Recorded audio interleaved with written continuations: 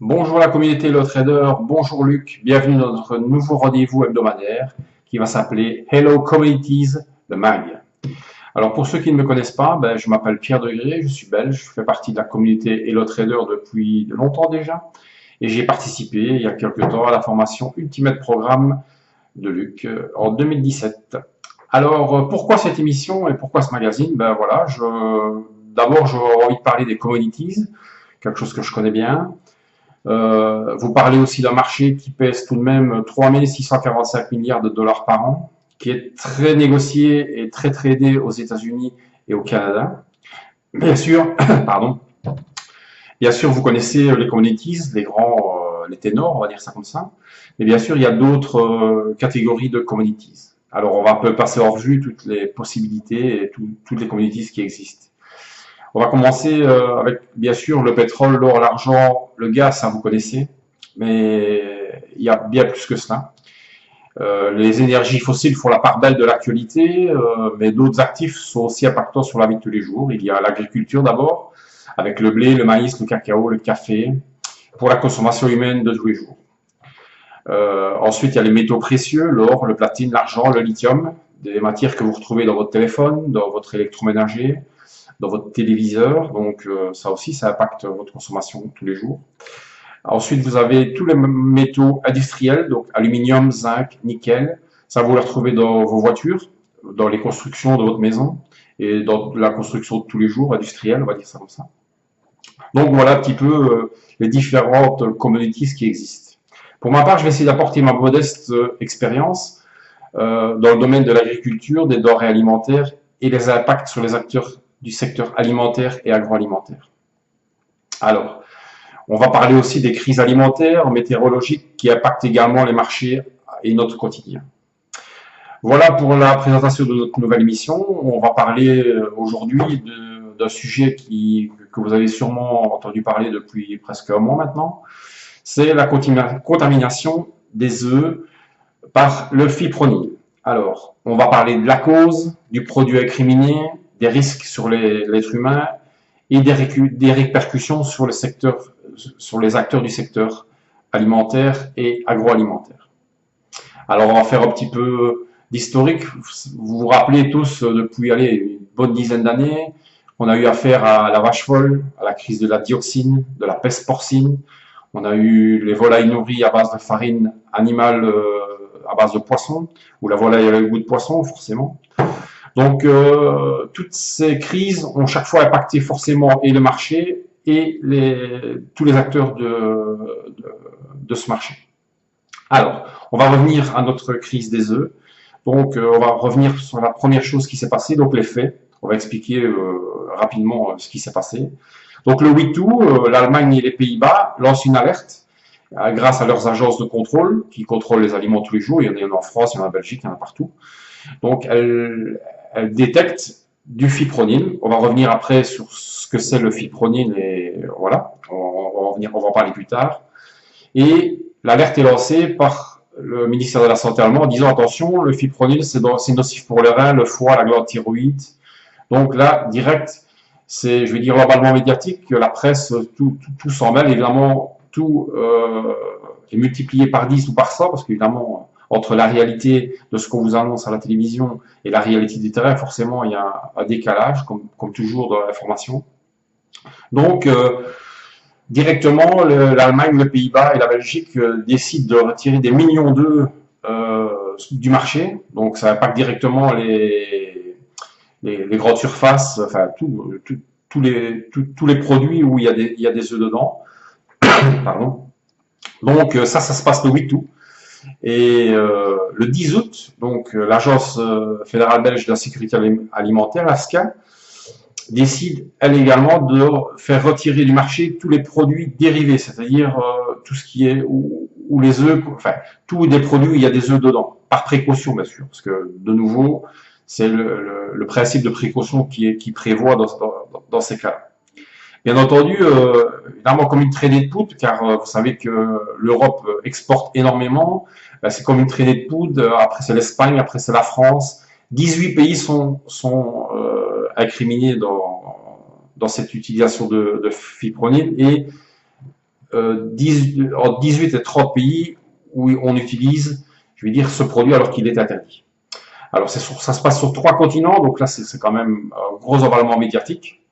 Et bien sûr, c'est ce qui ça représente de bon et de mauvais, c'est les experts qui parlent à la télévision contre d'autres experts qui disent c'est bien, c'est pas bien. Nous, on va essayer de faire le point là-dessus et éviter la psychose, parce qu'évidemment, entre la réalité et, comme je vous ai dit, la réalité du terrain et la réalité médiatique, il y a beaucoup de marge.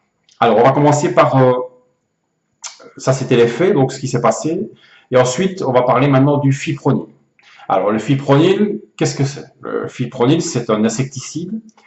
En agriculture, le fipronil est utilisé principalement contre les insectes ravageurs de récoltes de maïs, de tournesol ou encore des pommes de terre via notamment l'enrobage des semences. Ça, c'est l'utilisation la plus courante.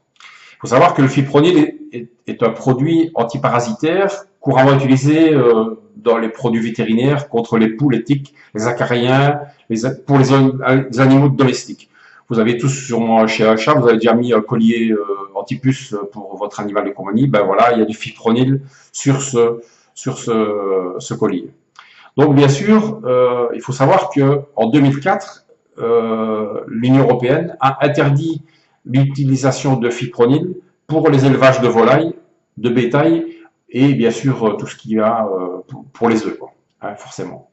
Alors pourquoi on s'en prend on veut supprimer ce fipronil?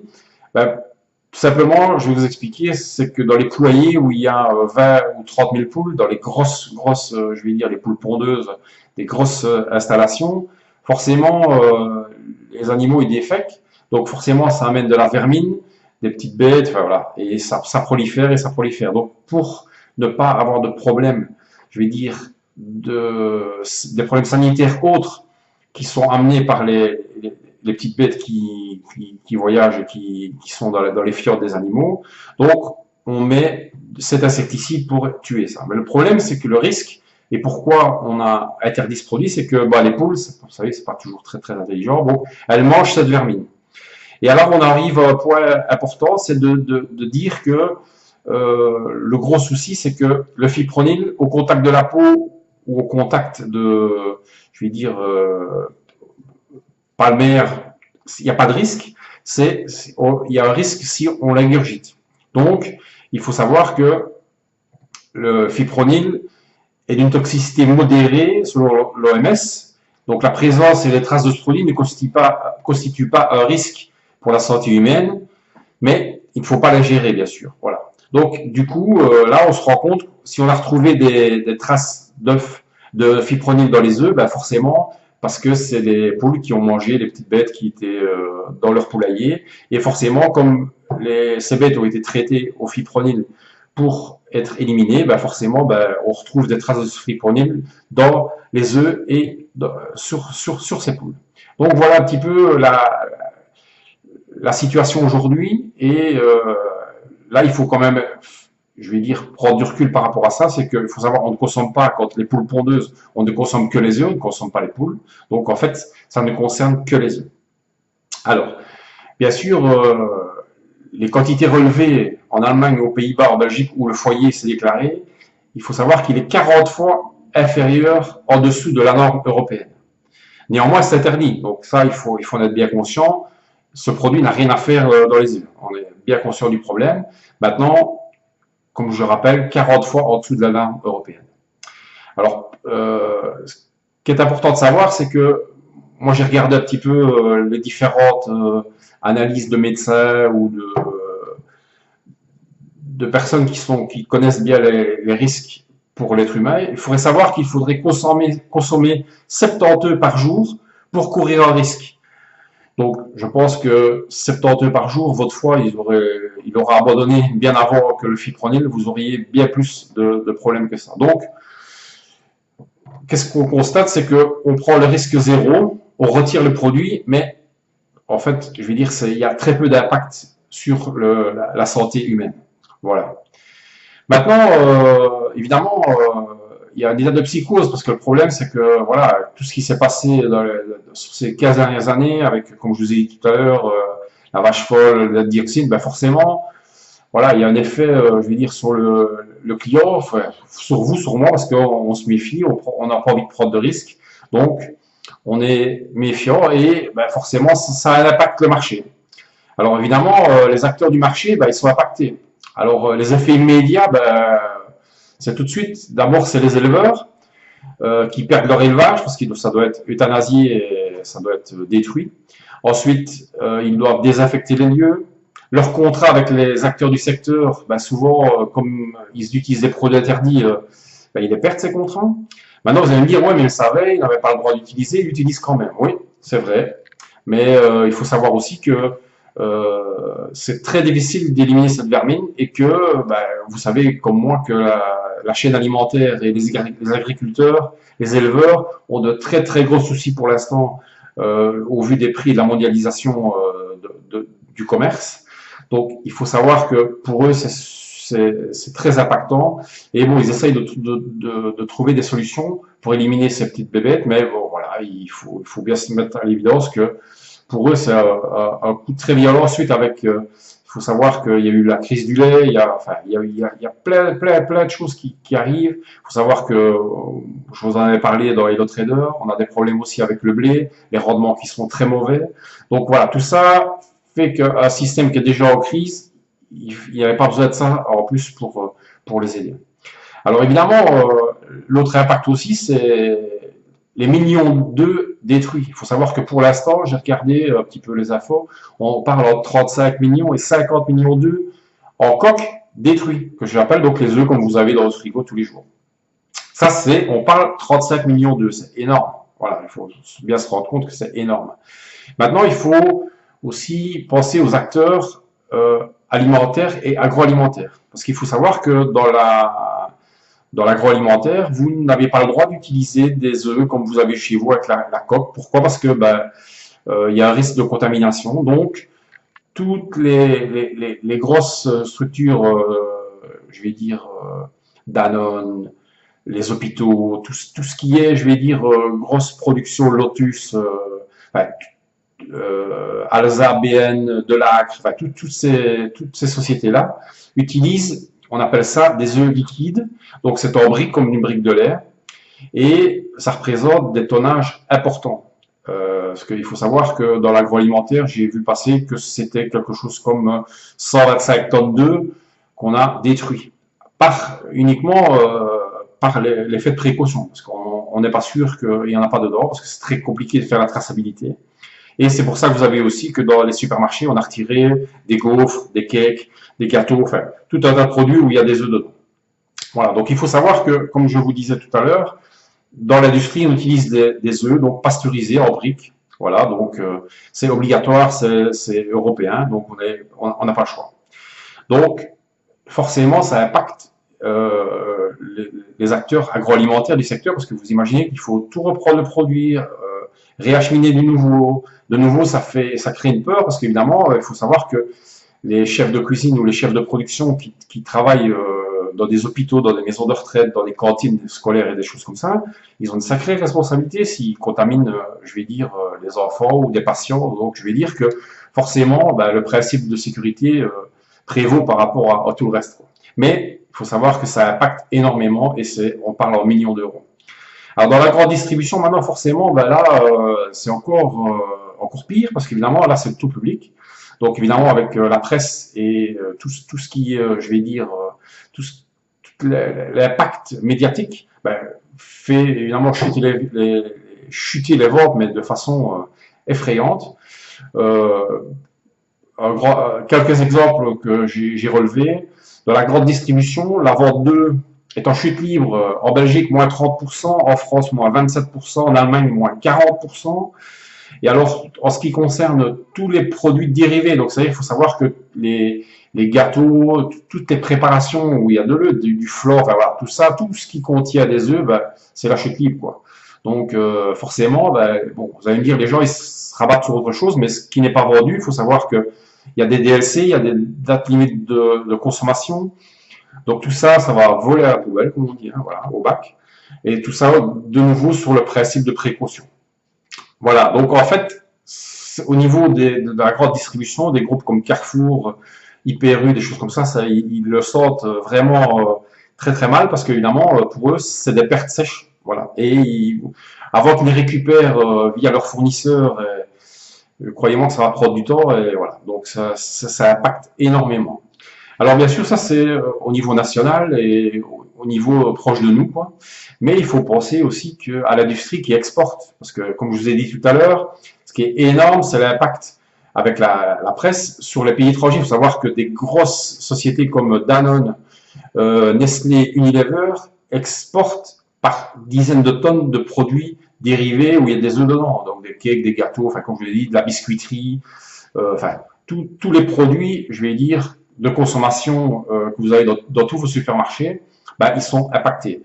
Et moi, j'ai eu des échos de 2-3 sociétés où l'impact sur les 4 premières semaines dépasse déjà le milliard d'euros. Donc, vous entendez bien, sur 4 semaines, l'impact sur leur vente, c'est 1 milliard d'euros. Donc, il faut se rendre compte du chiffre que c'est énorme. Donc, forcément, ben, il y a des sociétés qui traversent des grands moments de solitude.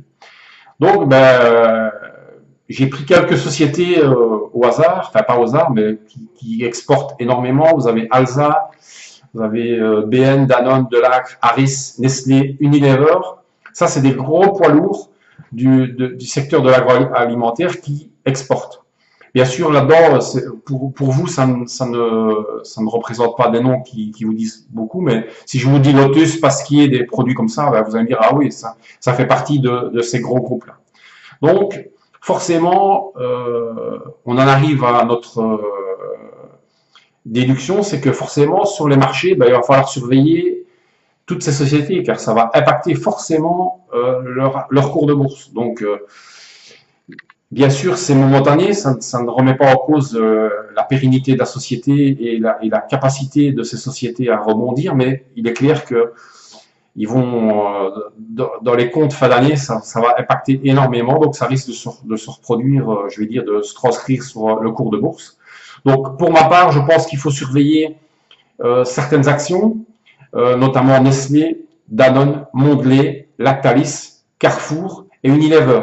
Ça, c'est des poids lourds, parce que ça représente toutes les marques que je viens de vous donner là, ça représente au moins 400 ou 500 marques que vous avez dans vos supermarchés.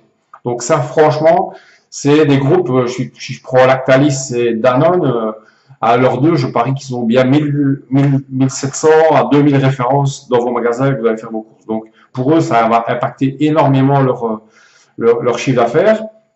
Et il va falloir se retourner, trouver d'autres produits. Enfin voilà, il va falloir trouver la parade. Et forcément, ça va coûter beaucoup d'argent. Voilà, donc, voilà un petit peu le point que je voulais faire par rapport à la crise des œufs. Moi, je vous dis, surveillez ces actions, donc Nestlé, Danone, Mondelez, Lactalis, Carrefour et Unilever, parce que ça risque de bouger dans quelques temps. Maintenant, c'est vous les spécialistes, c'est vous qui savez ce que vous devez faire. Et si vous avez suivi la formation de Luc, bah, si au moins vous ne savez pas dans quel sens ça va aller, au moins il faudra récupérer l'excès. Hein, je fais un petit coucou à Luc pour ça.